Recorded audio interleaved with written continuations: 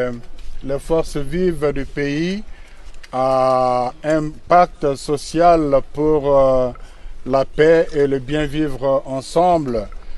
Et pour cela, nous avons commencé une tournée de personnes, de personnalités importantes à impliquer dans cette dynamique.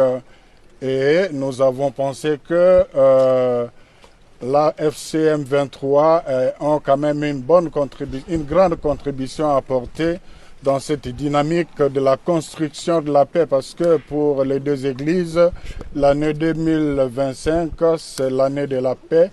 La priorité, notre priorité, c'est la paix. Et voilà pourquoi nous sommes venus les exhorter, aussi les écouter, et en même temps aussi, à travers Monseigneur Willy, écouter la population, savoir comment vivent les gens ici, qu'est-ce qui se passe. Et je salue l'accueil qui nous a été réservé.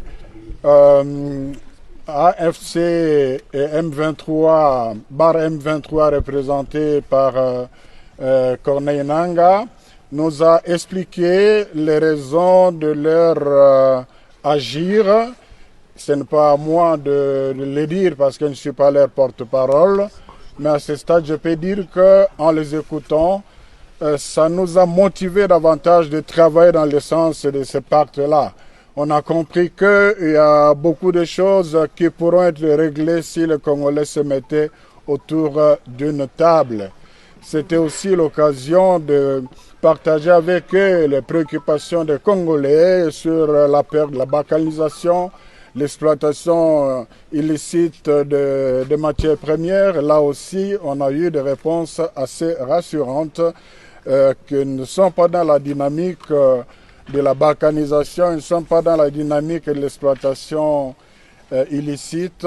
Ils nous ont expliqué un peu comment ça se passe dans ce domaine-là.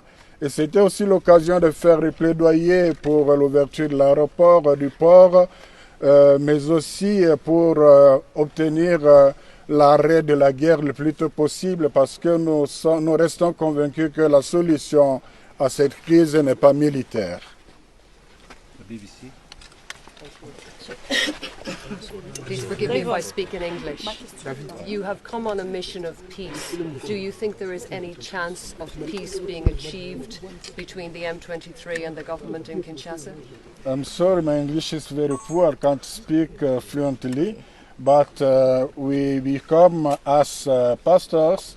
We are guided by our faith. So we are believing that with the blessing of the God, with the implication of everyone, we can do something very important for the peace in this country. But it has been 30 years since Congo has known peace.